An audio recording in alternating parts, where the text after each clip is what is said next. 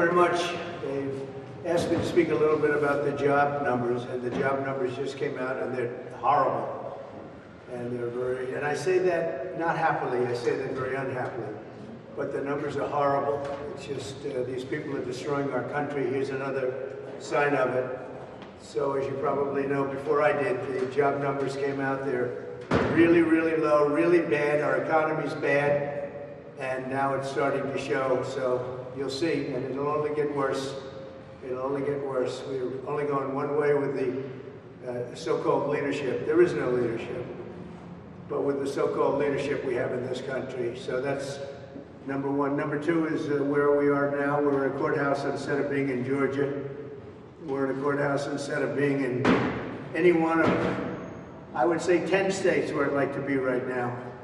We have 10 states. We were already marked down months ago. We were marked down to be in Georgia today, where we're doing very well in the polls, by the way, but that's where we were supposed to be.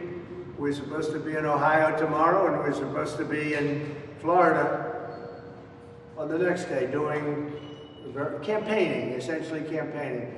So now I have to go through this trial day after day. The trial is, we are winning this trial. If we had a fair trial, if we had a fair judge, I don't think he would have even allowed this trial to take place. Then I would go and read the newspaper stories today, the legal experts, because they've come out with scathing reports on this trial, scathing, that it shouldn't even be taking place. Read Greg Jarrett, read Andrew McCarthy, read Mark Levin, who's been so great, read all of them. That's incredible.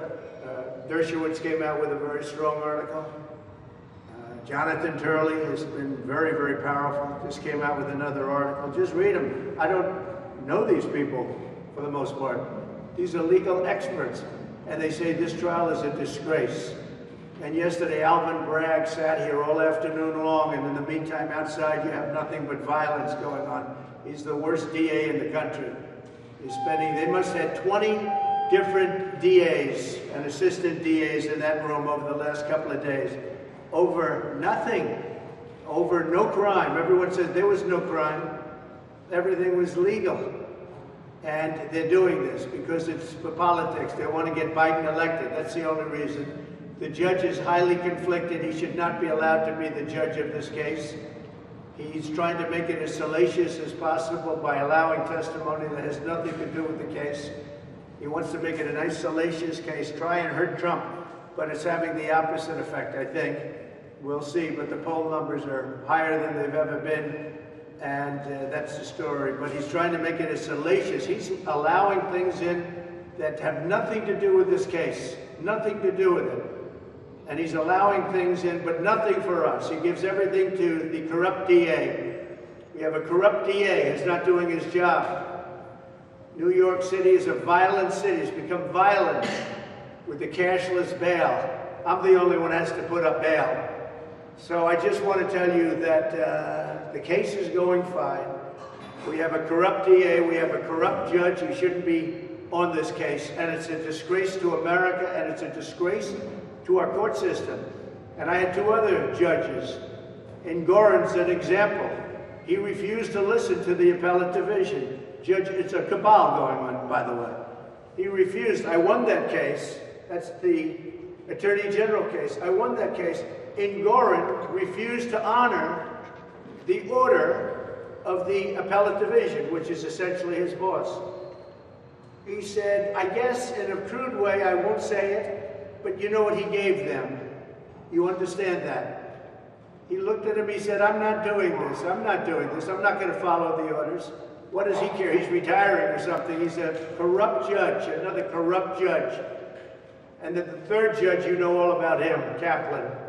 That was a disgraceful situation. So this is all New York. It's the people love me, but it's a Democrat deal going on to try and get this corrupt president, this president that's destroying our country. Look at the job numbers today. They were so much lower. Nobody ever thought a thing like this could happen so quickly. But they're trying to get this horrible president, the worst president in the history of our country, they're trying to get him elected. with these 3 judges that I've had in New York. And it's a disgrace. And it's an absolute disgrace. What's your plan for jobs? Say it again? What is your plan to improve jobs? For jobs? The job numbers. What's my plan for jobs, you said? Yes. My plan for jobs is to drill, baby, drill, to bring energy down, to close up the border, to get rid of all the criminals that are being allowed into our country. You know, our country is being inundated with criminals from all over the world.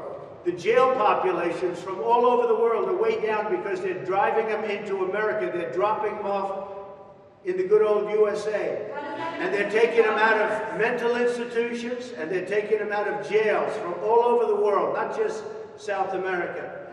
And all of this is greatly affecting our country and very negatively. Now we're going to make America great again. Thank you very much. The gang order stop you from testifying? No, it won't stop me from testifying. The gag order is not for testifying. The gag order stops me from talking about people and responding when they say things about me. We have people saying things about me and I'm not allowed to respond. So this judge has taken away my constitutional right. And as the Republican candidate and somebody that's leading Biden by a lot, I should be able to respond. But this guy's got me with a gag order. Now we're filing, I think today, a constitutional motion to get this out. We'll be filing a lawsuit on the constitutionality of it. But if somebody says something about me and I'm not allowed to respond, that's never happened before. Thank you. Would you support a motion to vacate? What's your plan for the Gaza region? Do you still plan to testify? Will you still testify?